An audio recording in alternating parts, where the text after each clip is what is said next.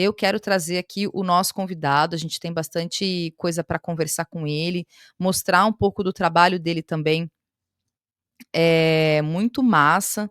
Eu vi no Instagram, eu acompanho no Instagram o trabalho dele, inclusive, que é o Felipe Vaz. Como eu disse, ele tem essa alcunha do Inferno. Então, se você for buscar no Instagram, pode procurar lá, do Inferno. Ele é designer gráfico e ilustrador, nascido em Pernambuco, bacharel em design pelo Centro de Artes e Comunicação da Universidade Federal de Pernambuco, mestre em arte e design para o espaço público pela Faculdade de Belas Artes da Universidade do Porto. Ele tem interesse pela área e leva o estudo de. Eu não sei se eu sei falar isso, Felipe, você me corrige. Achurras, é isso? Achurras, deve ser isso, gente. E arte macabra. E nos últimos anos, as ilustrações sofrem um processo de simplificação gráfica, com a utilização de técnicas e estéticas de street art e pop art. Ele tem, então, dentro do trabalho dele, que vem a partir de uma inquietação sobre a miséria social, e investigação e necessidade de apresentação e disseminação dessa sua causa. Eu não vou trazer mais detalhes sobre o trabalho dele especificamente, porque, claro, a gente quer ouvi-lo aqui a respeito disso. Então, Felipe, boa noite para você. Seja bem-vindo à Cultura Brasileira. Obrigada por atender aqui o nosso convite. E é isso, comecei falando um pouco do seu trabalho aqui, mas a gente quer te ouvir mais também aqui. Vou até mostrar a sua página que você tem no Instagram. Então, bora trocar ideia. Obrigada mais uma vez de estar aqui com a gente. Ok, Boa noite para você. agradeço pelo convite, Thalita. Boa noite, boa tarde, bom dia para quem assistir depois esse programa. São achuras. Achuras ou rachuras? Achuras. É aquela técnica de fazer uns tracinhos. Basicamente, Acho que sei. é uma técnica que eu venho modificando. Mas Tá aí certo. vamos começar essa conversa aí. E, antes de tudo, toda a força ao núcleo periférico e ao camarada Renato Freitas, que faz uma luta extremamente importante para o país. Extremamente. Realmente, a gente quer, assim, a última vez que a gente conversou, ele teve aqui no Cultura Brasileira, inclusive, Felipe, e o que me parece é que a projeção é que ele venha disputar um cargo como deputado federal. Acho que Brasília necessita mais do que nunca de alguém Sim. como Renato Freitas, né? Então a gente torce muito aí para que ele consiga ocupar uma cadeira lá no Parlamento Federal.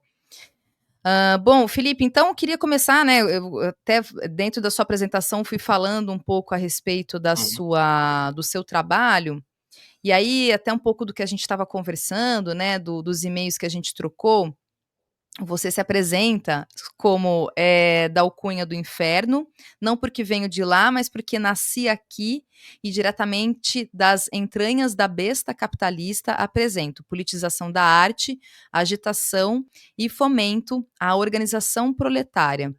Então, queria entender um pouco dessa sua síntese, né, e desse seu processo mesmo de formação de consciência de classe e desse seu direcionamento do seu trabalho para esse lugar mesmo de denúncia, digamos, né, num primeiro Uhum. momento, do capitalismo e tudo que vem a partir disso também.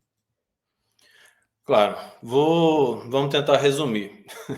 A minha inquietação, ela tem início mais ali acho que por 2013, quando a bancada evangélica começa a ganhar corpo com o Marco Feliciano e essa coisa. Então,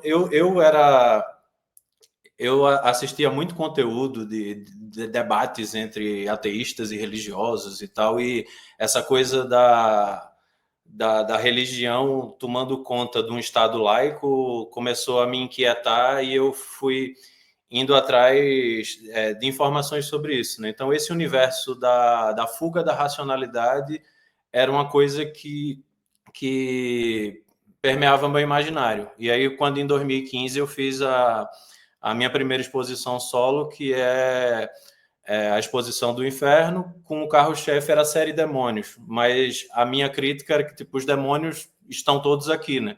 Nós somos os deuses e nós somos os demônios, só que eu comecei primeiro usando figuras, né, monstruosas e tal, só que com o passar do tempo eu fui achando que os demônios da realidade eram muito mais perversos do que aqueles do imaginário da literatura que eu ia atrás. Então, eu comecei a fazer uma transferência de fazer fazer uma crítica mais metafórica e comecei a fazer uma crítica mais baseada na realidade. Então, eu comecei, a partir de 2016, a fazer charges políticas, né? E a minha movimentação política começa com as jornadas de junho, lá em 2013, e aí eu fui começando a me envolver mais. Já tinha um pensamento de esquerda, mas eu não tinha me radicalizado.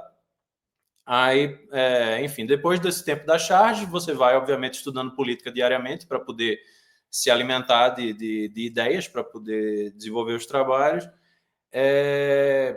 Aí pula lá para 2019, trabalho de designer gráfico, né, dentro de setor de marketing, e aquela coisa de tudo é para ontem, sempre você tem que ser mais produtivo e essa coisa. E olha que assim, eu venho do ambiente que eu estava ali trabalhando numa sala com ar-condicionado, cadeirinha confortável, tudo tranquilo, mas apesar disso tudo, depois de um tempo, eu abri a porta de casa para sair, eu queria voltar, velho. Eu não tinha propósito em sair de casa. Começou a ter caso de colegas com crise de ansiedade, toda essa coisa que agora parece muito comum, começou a me despertar. Eu disse mesmo, tem alguma coisa errada aqui, eu não conseguia entender, eu só não queria estar mais nesse ambiente de trabalho que não tinha propósito.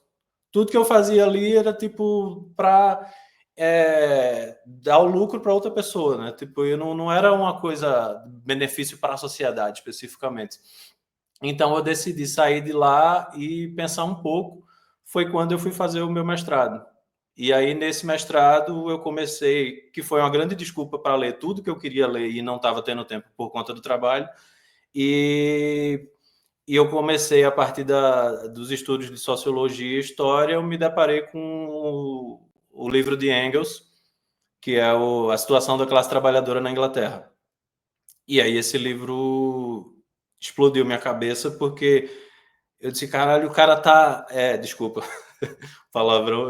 O cara tá falando isso no meio do século XIX, e as lutas que estavam acontecendo ali, tipo, são muito parecidas com as reclamações que eu tinha com meus colegas de trabalho, mesmo estando numa situação melhor do que boa parte da população, que está aí de bicicleta entregando comida com fome, né? E aí, quando eu percebi isso, eu disse, realmente, agora eu tenho certeza que esse sistema não tem jeito, essa coisa tem que mudar. E aí, dentro do curso, você vai conversando. Eu cheguei a fazer uma entrevista com um Andrew Howard, ele é um inglês, ele é professor e designer, só que ele era muito ativo. Ele tinha um coletivo na década de 80 que ele ajudou a greve dos mineiros durante o governo de Margaret Thatcher. E eu conversando com ele, ele disse, você tem que entender qual é o papel do designer dentro dessa sociedade. E aí, conversando, eu fui entender que, assim, basicamente o nosso trabalho, e aí eu, não só designer, como ilustrador também, nosso trabalho é criar a embalagem para a mentira dos outros. E isso me perturbou muito, assim, porque eu disse, cara, eu tenho tanta capacidade de fazer coisas bonitas para chamar atenção para produtos muito mais interessantes. E aí foi quando eu pensei que eu disse, eu tenho que fazer um produto onde o objeto de consumo não é especificamente o produto em si, a ilustração, ou o que seja, a embalagem, e sim o objeto de consumo é a luta anticapitalista. Na verdade, o produto que eu quis desenvolver era o que está embutido, a ideia que aquilo contém. E aí foi quando eu comecei a desenvolver trabalhos e fui fazer um resgate de tudo, né? O que é que começou a modificar minha cabeça? Aí eu fui buscar os artistas, as músicas que vieram trazendo uma possibilidade de um mundo diferente, né? É basicamente o que é que fez despertar uma imaginação política crítica. E daí é que eu comecei a ter essa necessidade de me expressar a partir de, velho, a gente tem que se organizar e a gente tem que fazer com que essa sociedade seja transformada. Eu acho que, bom, é um resumo. Bom, e aí você foi para o teu mestrado, né, você trouxe algumas informações inclusive, que você teve como um tema de investigação o fomento à superação do capitalismo, a partir da experiência no espaço público. E aí a Sim. partir de uma pergunta que você fazia, né, os processos e a experiência no espaço público para fomentar a superação do capitalismo em 2022. E aí você tem a sua proposta, né, da distribuição em grandes pontos de concentração proletária, sindicatos, distribuição em formato digital, através de redes sociais, canais de streaming. E aí você traz toda uma proposta. A partir disso tudo, né, qual que é a sua avaliação desse projeto?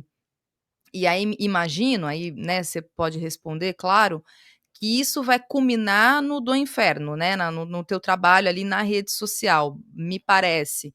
Então só fala um pouco como é que foi esse seu trabalho, né, e como é que isso vai então acarretar no na sua alcunha e no que a gente consegue, pelo menos num primeiro momento, ver, né, ali através das redes sociais.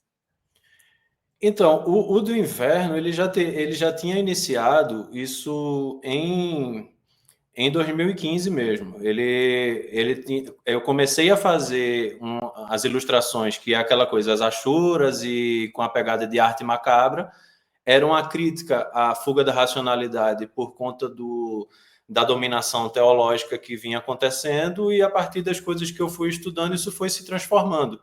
Já era uma alcunha crítica, só que antes o do inferno ele tinha essa coisa de nós somos os deuses e nós somos os demônios, obviamente partindo de uma base ateia, e eu transformei isso para o do inferno da realidade capitalista. Né? Por isso que das entranhas da besta capitalista eu me apresento, sou do inferno. No caso, todos somos, né? Não sou só eu. Eu só aceitei a alcunha e transformei essa ideia antes, que era uma crítica à religião e essa fuga da racionalidade, para a questão dessa vivência infernal que todos nós temos dentro desse sistema. O projeto que foi desenvolvido dentro do mestrado, esse que eu te enviei, ele é um dos projetos, né? Que até esse aqui eu trouxe, que é a Zine Fundamentos. Que basicamente a pesquisa se deu em. A primeira pergunta foi: a arte é capaz de trazer uma transformação social? Esse foi o primeiro obstáculo que eu tive que passar por ele, e eu fui pesquisar outros artistas ativistas e qual é a opinião deles, e tem opiniões diversas. Tem pessoas que acham que não muda nada, e se ajudar a pessoa a refletir um pouquinho já tá bom. Mas, enfim, na minha opinião, o trabalho artístico ativista, ele basicamente a ideia é jogar ideias, plantar, né, jogar sementes, tentando catalisar a, a transformação social, né? Uma coisa que eu vou provocar aqui, não necessariamente a pessoa vai se modificar agora. Você vai ver a partir da repercussão, a partir da interação que eu tenho quando eu estou fazendo trabalhos nas ruas, quando eu estou numa exposição e converso com os espectadores, ou quando vem alguém nas redes sociais falar comigo, pô, esse trabalho me ajudou muito a passar por esse momento, porque às vezes parece que você tá doido, né? E tá achando que tá ruim sozinho. E quando tem alguém mostrando, não, velho, a coisa tá ruim, mas né, a culpa não é sua, não é individual. Estamos Você todos no pode até. mesmo barco, né. Estamos todo aqui, todo mundo sofrendo. E a minha ideia é fazer com que a gente junte. Então, não só pelo retorno que eu tenho, tanto nas ruas como nas redes sociais, e para além disso, os convites que eu acabo tendo para participar por exemplo, eu fui convidado para fazer uma série de ilustrações para a causa palestina. E, e isso foi uma série de cartazes que foram distribuídos, e em uma série de manifestações, pessoas tiravam as fotos das manifestações e me enviavam, dizendo, estou aqui levando o seu trabalho para frente, porque o trabalho, tanto de designer como ilustrador, é basicamente conseguir resumir ideias complexas de forma objetiva. Né? Então, eu pensei, pô, eu tenho que usar essa capacidade, tudo que eu aprendi para vender produto, de marketing, a publicidade, a propaganda, eu uso essas técnicas para poder conseguir atingir o público de forma mais direta, né? Até a própria mudança no estilo de trabalho, que antes eu fazia uma arte macabra que afastava um certo público, eu comecei a levar para pop art, que aí eu acho que pode ser mais interessante ver tipo isso aqui, que acaba chamando muito mais a atenção, né? Eu quis criar imagens mais bonitas para realidades difíceis de digerir. Basicamente é tentar mais aproximar o público. estratégico. É isso. É jogar uma imagem que você. São camadas, né? Você chama a imagem, a pessoa olha, pô, coisa interessante, de repente tem uma mensagem ali diferente, e aquilo vem uma provocação, na maioria das vezes, muito agressiva, em tom irônico e sarcástico, mas a ideia é provocar mesmo, é ser ácido, porque assim não dá para ficar fazendo carinho na situação que a gente está, né? Então, gente fazendo arte para deixar o mundo bonito já tem bastante, e eu consumo também, mas eu me sinto na necessidade de fazer uma arte diferente que provoque nas pessoas a vontade de se organizar, né? Se organizar e de lutar por uma sociedade melhor. Talvez organizar a raiva, né, dentro dessa subjetividade toda que a gente tem, é algo talvez que passe por isso, né, Felipe. É Agora você o que a gente chama é porque eu tenho um joguinho de palavras que é tipo organizar o ódio, mobilizar a classe trabalhadora, superar o capitalismo e emancipar a humanidade. São os passos sequenciais, pelo menos, do projeto que eu tenho intenção. Mas organizar a raiva, pode organizar o ódio. repetir? Como? Pode repetir? Pode Ah, repetir? Ah. organizar o ódio, ou organizar a raiva, mobilizar a classe trabalhadora, superar o capitalismo, emancipar a humanidade. Mas, nessas suas perguntas, né, sobre se a arte pode mudar, se a arte, enfim, ela provoca de alguma forma uma transformação individual ou coletiva, e acho que as 2 coisas elas acontecem juntas, né, Uhum. simultaneamente. Você conseguiu ter alguma resposta de alguma forma? Porque eu acho que isso, Felipe, vai muito na direção do que a gente tem como pretensão nesse programa também. Eu sempre conversando com o Jones, eu sempre falo para ele que a gente tem algumas pretensões com cultura brasileira, né. E é isso, é um programa novo, então é tudo muito pretensioso e a gente está construindo ele ainda, né.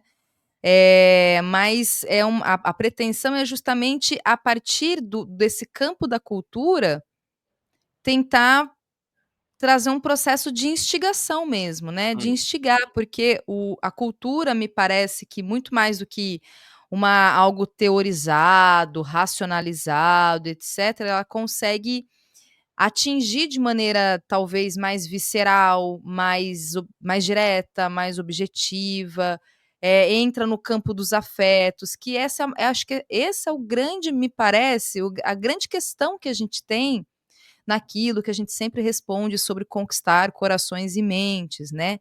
E dentro de um campo que também muitas vezes a gente está perdendo de alguma forma quando a gente está falando aqui especificamente de Brasil, contra um bolsonarismo, uma cultura bolsonarista, essa pauta dos costumes, quer dizer, então tô falando tudo isso para justamente voltar na pergunta que eu te fiz, se dentro daquilo que você tem na sua investigação de pesquisa, da sua conversa com outros artistas, do que você imprime na sua arte, você consegue ter essa resposta, se a arte ela consegue promover esse tipo de mudança, sabe?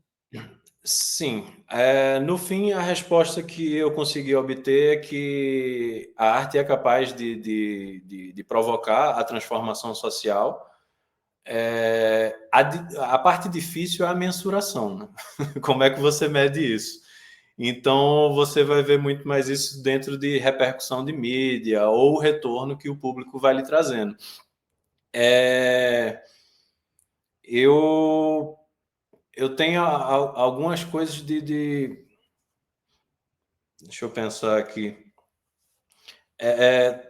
Tipo, trocas de conversa que eu tive que anos depois as pessoas disseram, pô, aquele papo que a gente teve mudou tudo e a pessoa redirecionou um caminho ou pessoas que eu vejo que começaram a conversar comigo dentro da rede social, que hoje também começaram a desenvolver um trabalho de arte ativista a partir disso. Isso tem um efeito multiplicador.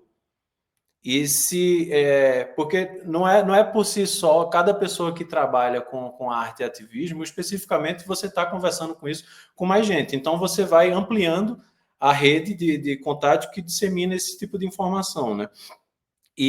Mas assim, eu deixo muito claro que o trabalho da arte ativista é um trabalho de agitação e de provocação, mas a organização social fica a cargo de outros movimentos, né? Você tem que estar organizado politicamente, seja em sindicato, seja de organização de bairro, ou do condomínio, partidos, o que seja. Essa organização é que é capaz da mudança. Tanto é que eu nunca achei que eu ia conseguir fazer alguma coisa só desenhando, né? Então, eu faço essa parte do trabalho que é uma provocação para gerar reflexão e as pessoas que me acompanham conseguirem desenvolver uma capacidade crítica, basicamente fornecer armas da crítica para o público, que é como o Guilherme Terrer e a Rita Von Hunt fala, né? Esse fornecer armas da crítica para que as pessoas consigam ir em frente e nos ajudar coletivamente.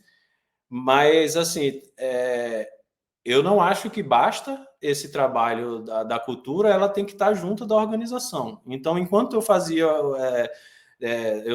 o mestrado, isso eu fiz em Portugal, eu me organizei no Partido Comunista Português, porque não era o suficiente só o trabalho da arte. Então, o arte ativismo ele é extremamente importante, mas você tem que estar junto da população, você tem que saber o que é que o povo está necessitando.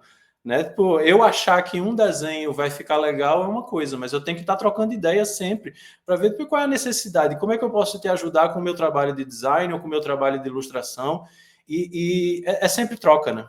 É sempre uma luta coletiva. Então, é isso, assim, a gente consegue causar transformação, a gente consegue ver transformações que acontecem, mas mensurar é uma coisa complicada. Mas, assim, no mínimo, você consegue, vamos dizer, dentro do seu ambiente de trabalho, começar a conversar com colegas e modificar certas coisas. Eu já consegui melhorias dentro do meu ambiente de trabalho, em empresas diferentes, só juntando com as pessoas, em vez de eu ir negociar sozinho com o chefe, eu juntava o grupo e vamos lá conversar para ter uma melhoria mínima aqui dentro. Então, vai do micro, e aí, a partir, se você vai ganhando fôlego para se conectar e aumentar o trabalho de transformação social, ótimo, tamo junto. Bom, e aí eu queria mostrar então aqui, eu comentei no começo da live, né, do seu trabalho que eu acompanho, e quero mostrar aqui para as outras pessoas também. Pelo menos eu não sei se você tem algum outro espaço, mas acho que aqui é um bom lugar para quem não conhece, esse é o trabalho do Felipe, né, o Do Inferno. E aí eu queria que você pudesse até comentar de algumas dessas obras todas, porque ela está muito acompanhando inclusive a conjuntura, né. Sim. Então, por exemplo, aqui você faz uma denúncia dos 3 governadores, né, os 2 últimos e o atual governador da Bahia, e Uhum. tudo que a gente vem acompanhando sobre o genocídio da população negra do estado da Bahia. E aí eu queria te ouvir, inclusive, sobre como é que você chega, por exemplo, nesse extrema direita progressista, né, e aí tudo que É, te é, vem uma, atrás. é uma provocação, né? Eu vi até dentro dos comentários, tem pessoas que ficam. Ah, do nada ele inventou esse nome. Agora tem extrema-direita progressista. Fez merda, agora virou da direita. Não é isso. É um monstrengo esquisito, né? Porque são 3 governadores, quase 20 anos de governo do PT na Bahia, e o que eles têm feito é populismo punitivista, né? Basicamente, você vê, não muda absolutamente nada, mas a conversa que é dada dentro dos programas de partido, do governo, você vê ali, tem um viés progressista. Mas, pelo menos, a parte da política de segurança é de extrema direita. Então, na verdade, É satírico, obviamente, mas não existe isso, né? Não existe extrema-direita progressista. São três figuras de um partido, né, que se coloca como progressista, que tem atitudes de extrema-direita. É basicamente isso. Eu Perfeito. cheguei nessa ideia com. Eu acompanho o querido Mauro Lopes, toda manhã estamos lá, e aí não sou ele, vou lendo outras notícias e eu faço um resumo até que me surge uma imagem. A imagem que me surge, aí eu levo para trabalhar com a estética que eu acho que vai atrair melhor o olhar das pessoas para isso. Muito bom. E aí tem um outro aqui também do breque dos, entregadores, né, acho que tem muito a ver também Sim. dessa última paralisação. Esse que Eh me pegou vamos dizer, eu utilizei a estética de Akira, aquele anime japonês, que aí, na hora que eu estava acompanhando as manifestações e a organização dos trabalhadores por aplicativo, me veio essa ideia de usar essa estética daqui, porque já tem uma moto, tem essa conexão e dava a trabalhar bem as cores e trazer um universo que atrai o olhar, mais uma vez utilizando as táticas, né? A pessoa que curte a estética do anime, curte essa estética do desenho que é feito, eu trago para atrair o olhar para uma causa justa para os trabalhadores. É uma técnica mista, né, sempre trabalhando um conceito guardado dentro de uma estética agradável. Muito bom. Aqui é o Arthur Lira, né. Essa é uma série infindável, né? A série Alma Cebosa, uma expressão tipicamente pernambucana, é, é uma série onde eu estou botando tudo que é coisa ruim que está dentro da nossa política, eu estou retratando. Mas eu não sei se isso vai conseguir terminar. Eu acho que já vão mais de 30 dessa série. E eu Ah, não sei, você tem outras figuras também dentro dessa série Alma tem quase Cebosa. 30 já. Eu estou pensando assim, quando chegar em 50 eu faço uma exposição. Ah, muito bom, muito bom. Essa ilustração é muito cara para mim. Ela foi o toque de caixa do meu trabalho de mestrado. Eu me deparei com essa frase, que é uma frase do Adorno, se referindo ao Walter Benjamin, que ele diz: a exigência de felicidade extrai o seu ritmo profundo da intolerável densidade da novela da desilusão. E aí, basicamente, eu represento essa intolerável densidade como esse punho erguido pegando em fogo para conseguir sair dessa desilusão, né? Tirar o véu da ideologia, que é o que a gente tenta ser, né? Dentro da cultura, uma voz dissonante, porque a cultura, em grande parte, ela está a favor do próprio sistema, né?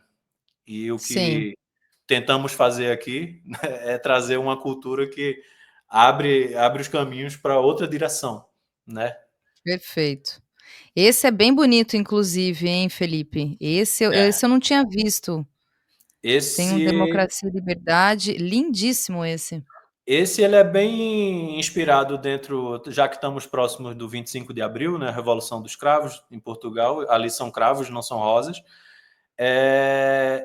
Essa ilustração ela funciona como uma história, né? E essa é feita em rachura, por sinal. Ah, tá É, certo. embaixo está o mundo velho e que morre, né? O mundo da a democracia burguesa, e a partir daí se quebra as correntes e vem a democracia e liberdade de fato, né? A democracia do mundo dos trabalhadores, feito pelos trabalhadores para os trabalhadores. Massa, muito legal. E esse aqui acho que é a continuação É uma daquele outro trabalho. continuação. Veio logo em seguida e era uma frase óbvia, né? Somos trabalhadores, é isso que nós temos em comum. Por sinal, essa frase foi dita por senhorita Bira, para dar os créditos efetivamente. Eu não sei se Ah, a tá frase é certo. dele, mas eu vi num vídeo dele e eu achei muito forte e me veio essa ideia de continuidade do último trabalho. Muito bom, muito bom. E aqui está uma crítica central que a gente aqui do canal tem feito, né, o Mauro Lopes, claro, com muito mais propriedade também, junto com dos convidados todos, e aí você traz essa ilustração que é a identidade visual do atual governo, né, e aí traz esse governo federal da É, Febraban, muito o bom. governo federal não é Brasil, é Febraban, né? Arcabouço fiscal e juros escorchantes é o que vem acontecendo desde do início. Né? Na verdade, há muitos anos já vem sendo esse toque, né? Mas como essa identidade agora, e é um grande fiador, né, do governo federal e né, os amigos de Haddad, então eu achei uma piada boa colocar Febraban no lugar de Brasil, já que são eles que mandam mesmo. Então, E é um diálogo, inclusive, com uma das chamadas de uma das lives aqui que eu fiz, que eu coloquei como o Brasil dos bancos, né? E a gente comentou justamente que não é o Brasil dos brasileiros, né?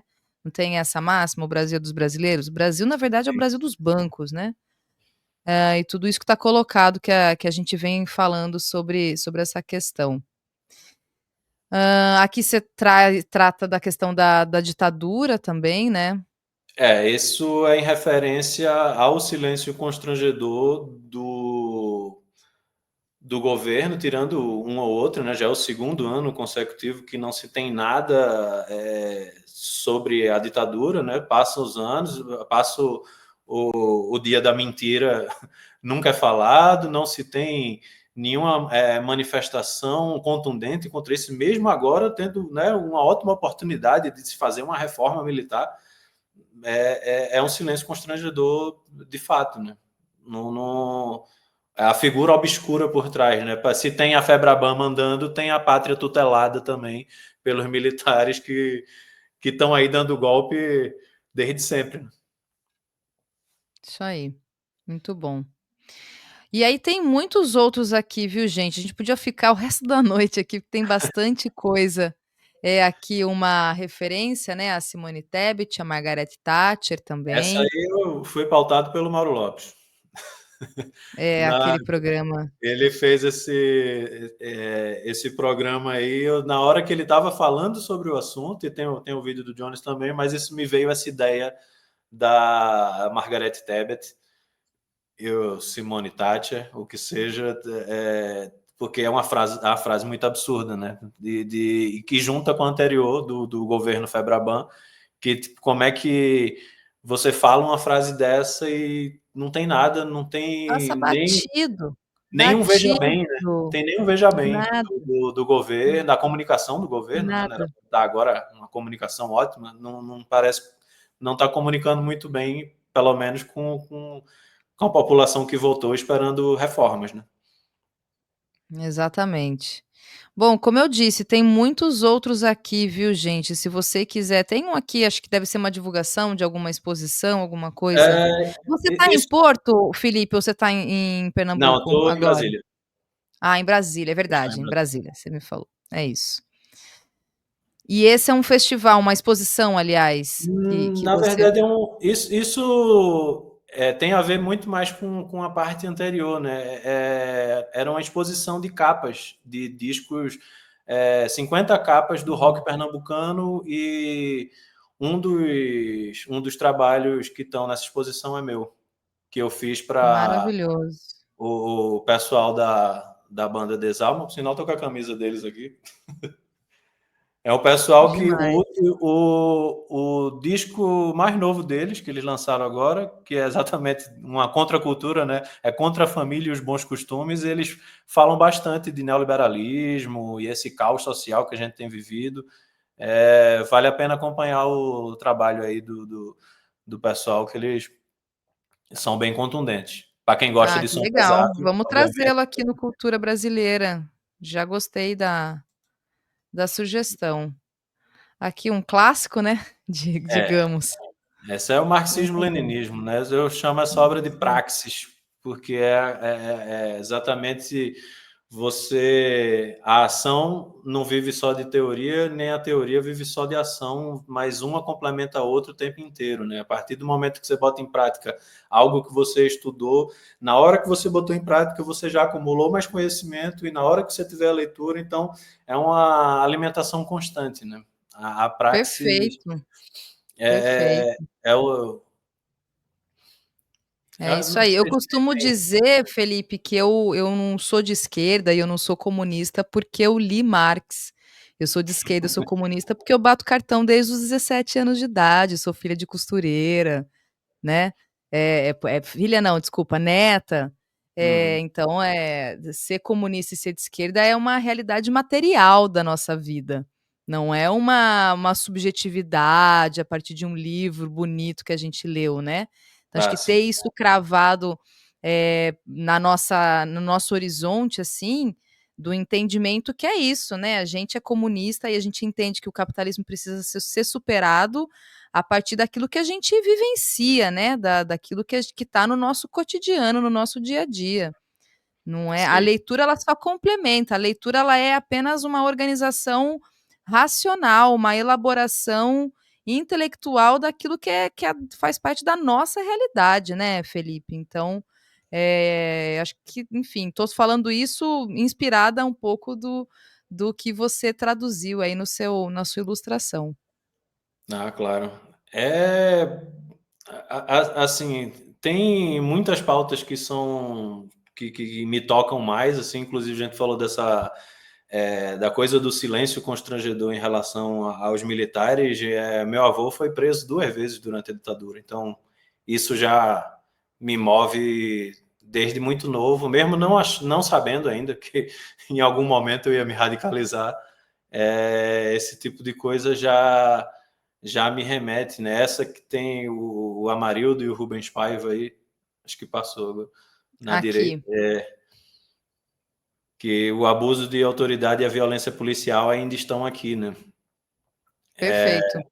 Para além da discussão do filme, só tratou uma família de classe média, não sei o quê, não. A questão é, aquilo ali que foi retratado continua acontecendo hoje, nunca parou. É simples assim. Eu não preciso discutir qual é o ponto. A abordagem do filme, ela traz uma realidade em que ela nunca foi embora. Isso é um absurdo. É E um é esse absurdo. tipo de.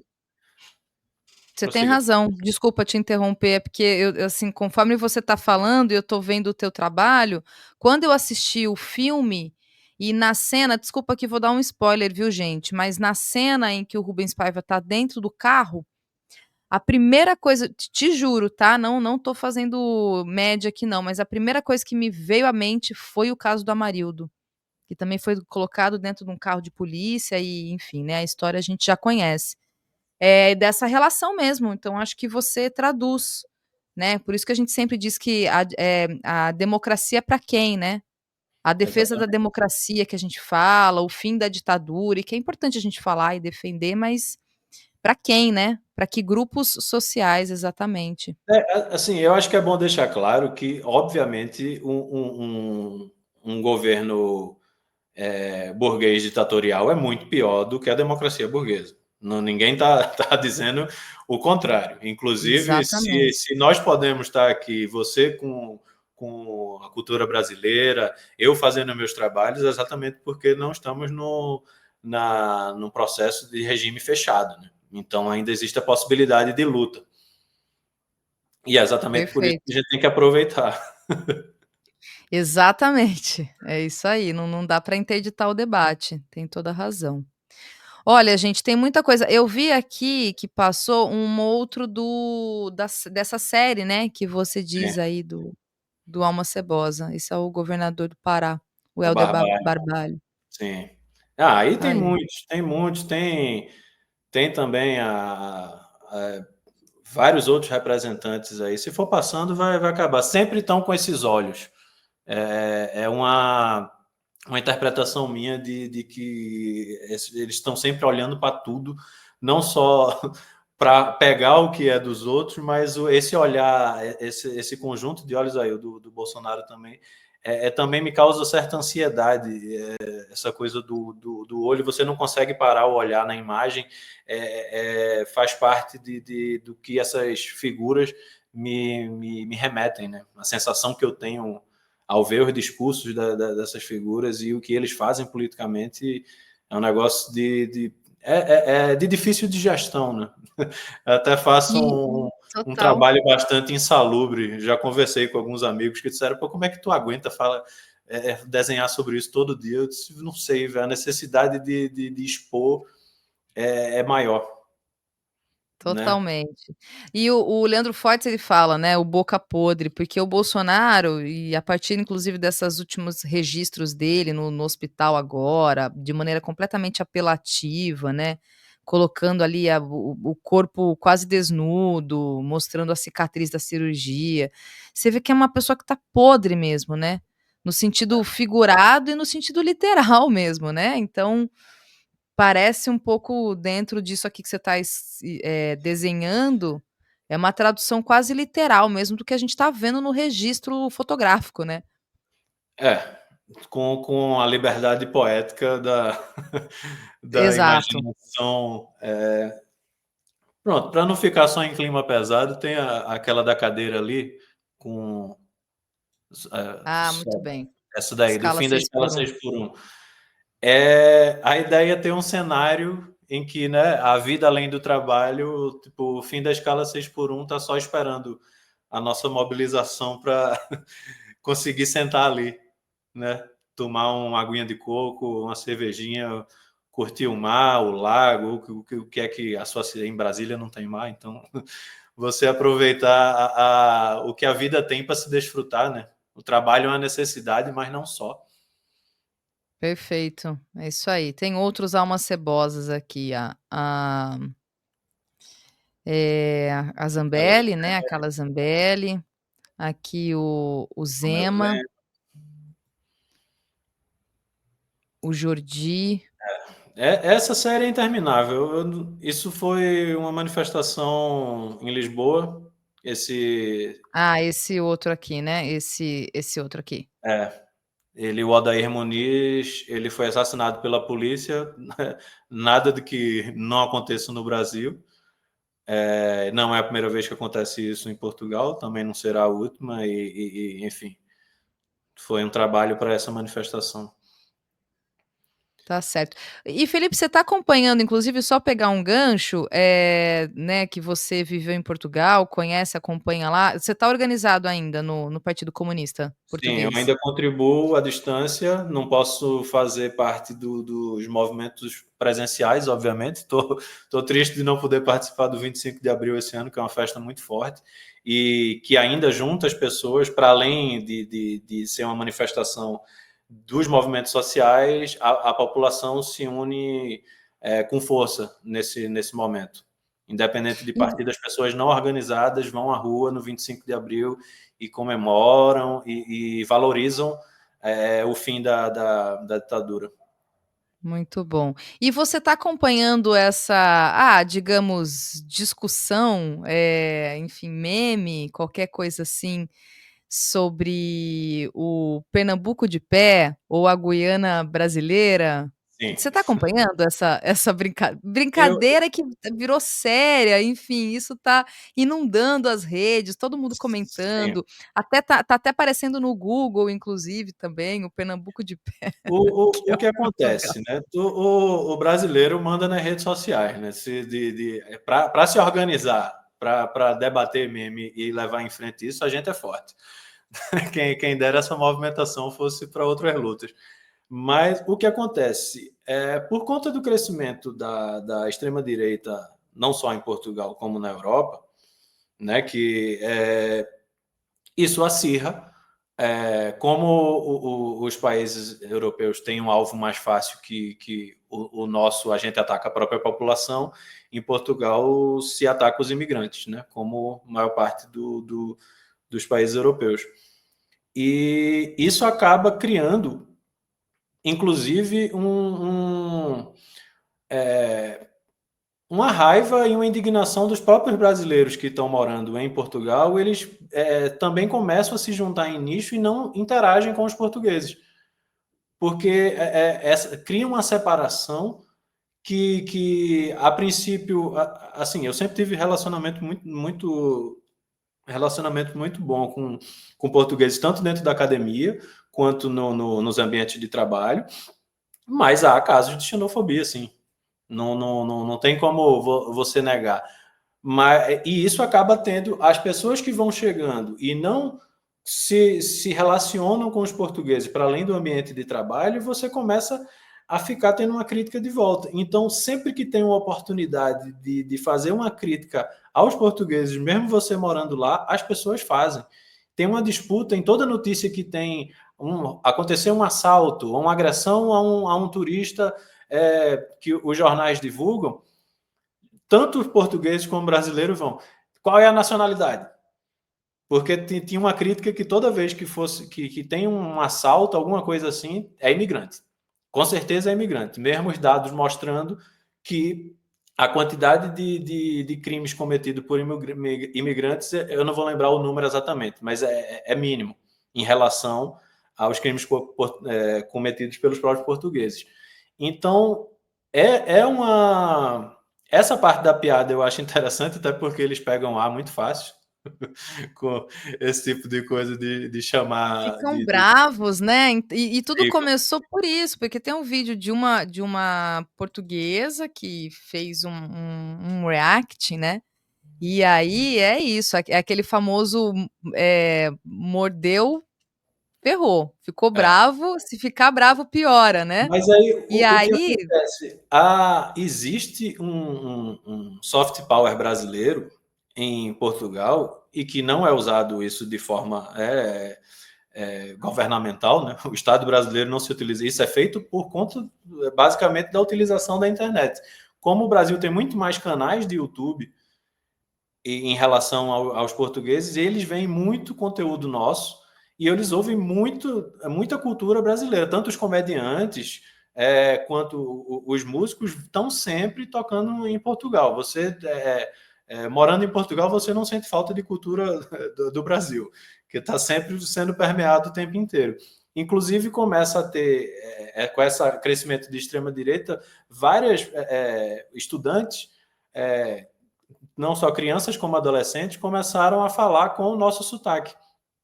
Não que eles falam assim, mas eu vi várias vezes, estando no ônibus, eles ficam falando com o sotaque do Brasil e falam muito bem, por sinal, é engraçado isso. Só que isso é uma brincadeira, não é que eles estão trocando o próprio sotaque. Mas os pais começam a ficar preocupados, e tem uma rede de TV lá que é a CM, CM, né? Acho que é Correio da Manhã, que é tipo esses jornais pinga-sangue, que geralmente tem na hora do almoço aqui no Brasil. Lá é esse jornal o dia inteiro. É um canal que tem disso. E esse jornal fica causando esse medo. Qualquer hora que você olha esse jornal, parece que você vai sair de qualquer lugar e vai ser assaltado a qualquer momento, vai ser assassinado por um imigrante, o que seja. É um negócio absurdo, assim. E isso vai causando medo para o pessoal que não está entendendo o que acontece na internet, fica achando que, meu Deus, vão trocar a minha língua. E aí cria essa birra, vai sendo alimentada, né? Por mais que os camaradas do partido nunca sentiram isso como agressão, eles riem dessas piadas também. Eu sempre fui muito bem acolhido, por falar em relação a isso, não tive problema nenhum por ser um imigrante dentro de um partido nacional, né? E depende de onde você se insere, né? Mas realmente acontece. E sempre que tem essas coisas, os brasileiros se aproveitam e eles pegam muito ar. Isso acirra os ânimos. pegar ar, o que que significa isso? Até o Ah, Maxwell tá falando aqui, ó, pegar ar, muito pernambucano. Eu sou essa paulista que moro no Rio de Janeiro, Felipe, então eu fico perdida com as gírias pegar todas. ar é morder a isca, né? Ah, bom. É É o tipo, sei famoso lá, alguém mordeu, falou alguma né, coisa que pelo me menos ofende, em São Paulo. fiquei com raiva, peguei ar. Porque você tá pronto para ir para cima, né? Essa é a expressão. É exatamente aí. O José Muito Mar colocou. bem. Tá certo. Em São Paulo a gente fala mordeu. Ih, Hã? mordeu. Ah lá, a Funciona. pessoa mordeu. É isso. Deixa eu ler aqui alguns comentários que foram chegando enquanto a gente estava conversando. Eh, aqui, olha só, Viagem Atônica até comentando, né, Manhã Brasil está sendo um sucesso. Sim, gente, por isso é importante, inclusive, o apoio de vocês aqui no canal, viu. Quem não é membro, torne-se membro. Quem puder, ajude aí a gente no Apoia-se. Se inscreva no canal também, é muito importante. Aqui, olha só, alma cebosa é muito pernambucano. Isso é uma expressão também, o alma É, cebosa, é uma Felipe? expressão. Acho até que foi um pouco mais disseminado. O Johnny Hooker fez uma música com esse nome, né?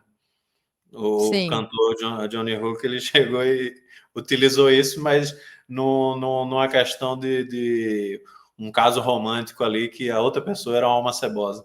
Mas alma cebosa tipo, é coisa ruim, né? Gente que está fazendo besteira, ou que seja. Na própria arte, é porque aqui na tela fica mais difícil, lá tem um descritivo, tipo um dicionáriozinho, embaixo do cartaz tem lá a descrição do que é alma cebosa.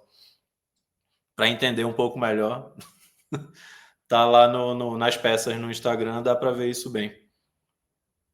Tá certo. Tô tentando ler aqui, mas realmente é bem pequenininho, né. Eu acho que no segundo card fica maior. Ah, tá aqui, olha só. Alma cebosa, Pernambuco. Mau elemento, pessoa nociva à sociedade. Nordeste, Brasil, gíria. Pessoa insuportável, ordinária, sem valor, mau caráter e de má índole.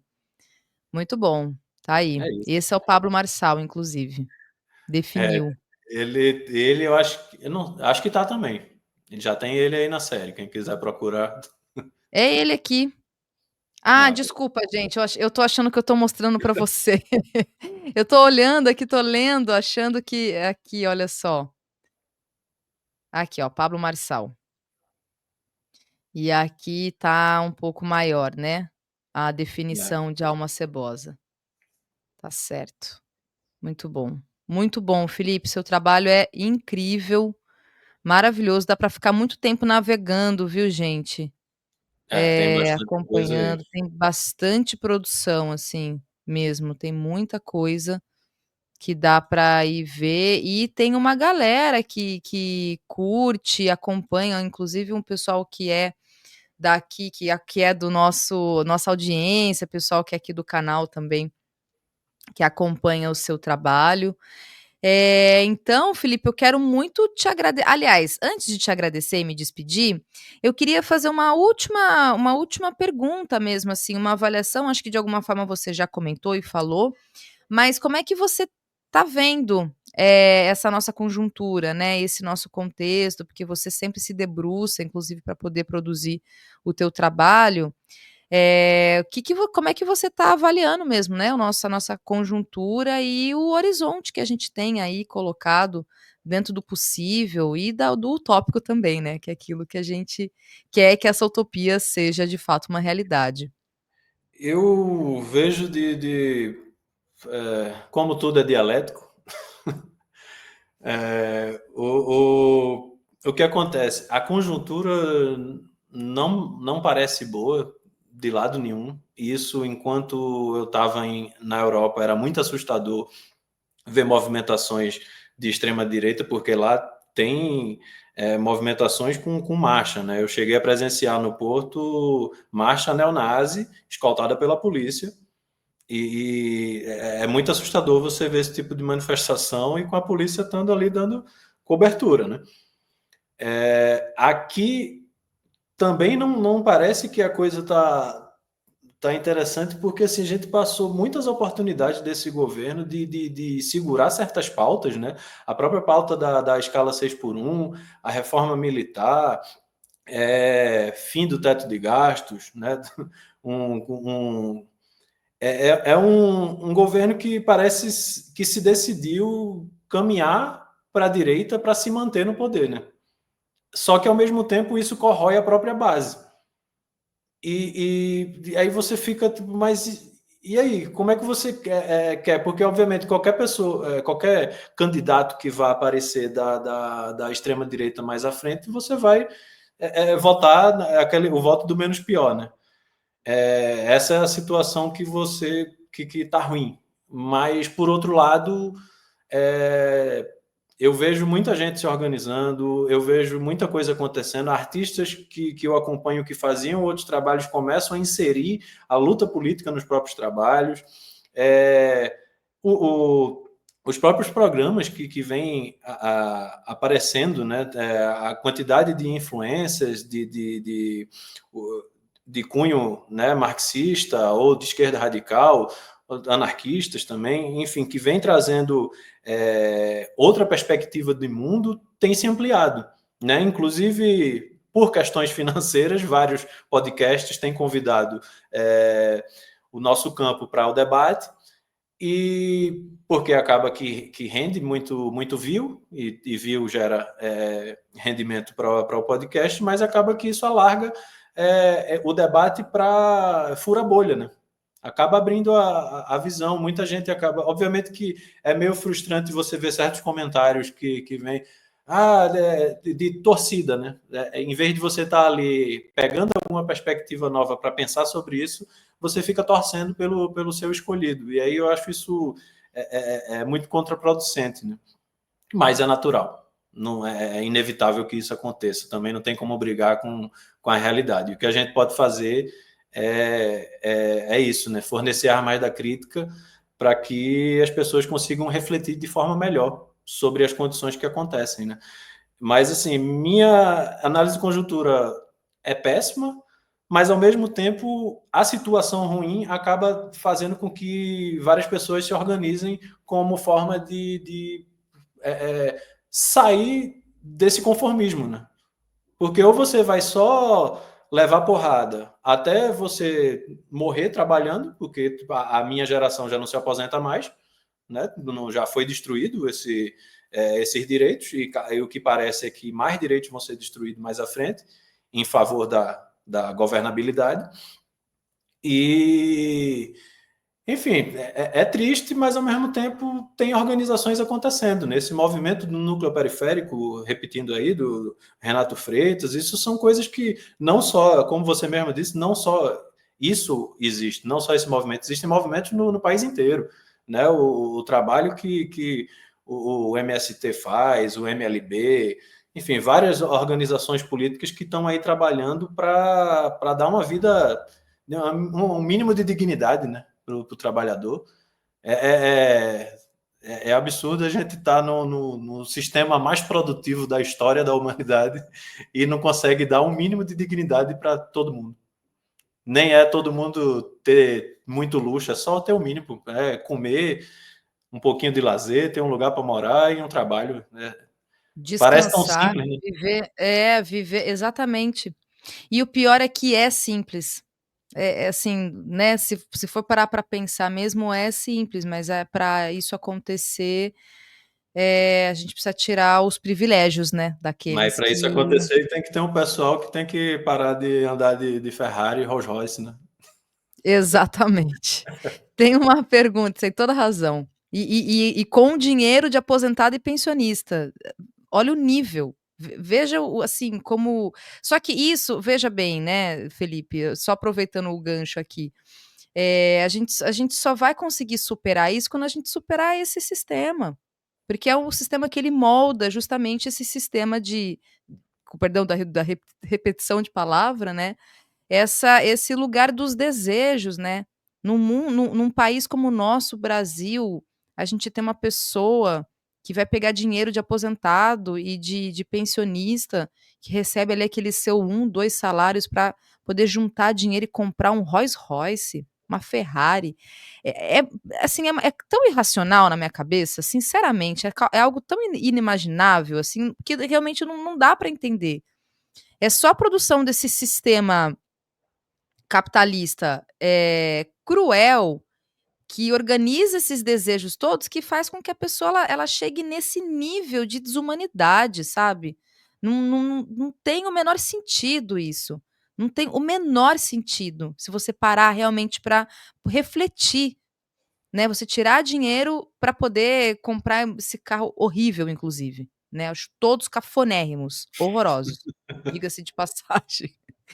Olha só, tem uma pergunta aqui, uma última pergunta, Ok. do Caio, que diz se existe algum projeto seu para ensinar sobre as técnicas de produção e processo criativo das artes e agitações que você faz através das artes.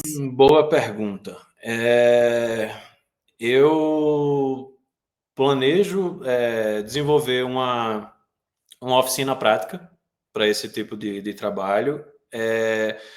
Eu já dei um painel, eu fui a convite do pessoal do jornal A Verdade, eu dei um painel de formação para comunicadores populares. Então, na área de design, eu fiz uma apresentação desse painel, mas isso foi fechado para os comunicadores do próprio veículo, né?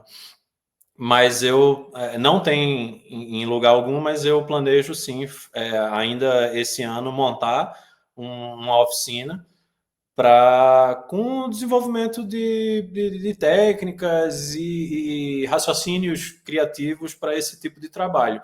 Mas, assim, como é o nome da pessoa que fez a pergunta? O Caio. Ô Caio, se você tiver qualquer dúvida, me chama lá no Instagram que a gente troca uma ideia. Sem precisar de oficina, eu consigo adiantar algumas coisas. Sempre tem gente me perguntando referência, como é que eu desenvolvo os trabalhos. Então, chama lá. Chama lá que a gente troca ideia. Enquanto o curso não sai, qualquer pessoa que tiver curiosidade, é só chamar que eu respondo na medida do possível. Pode demorar, mas eu respondo. Muito bom. Tá aqui, gente, coloquei para vocês, tá no chat, para quem quiser acessar a página do Felipe. E aqui só um último comentário, então, realmente para te agradecer e me despedir de você. A Mônica Gonçalves, show esse trabalho, parabéns, Felipe, parabéns mesmo, endosso aqui Obrigado, as Mônica. palavras da Mônica. E que bom conhecer mais o seu trabalho, te conhecer também. Sempre que possível, volte ao Cultura Brasileira para a gente trocar mais ideia, poder conversar, falar mais dos seus projetos. Quando você for, de repente, apresentar o seu curso, a gente pode divulgar ele também aqui. Então, Maravilha. vamos nos falando, vamos conversando. Obrigada, viu, Felipe? Duas coisinhas, posso? Claro, por favor. Sábado e domingo agora eu vou estar lá na Feira Motim, é uma feira de arte impressa. Eu vou estar lá com uma série de trabalhos novos. E aí eu não sei se você, Thalita, consegue.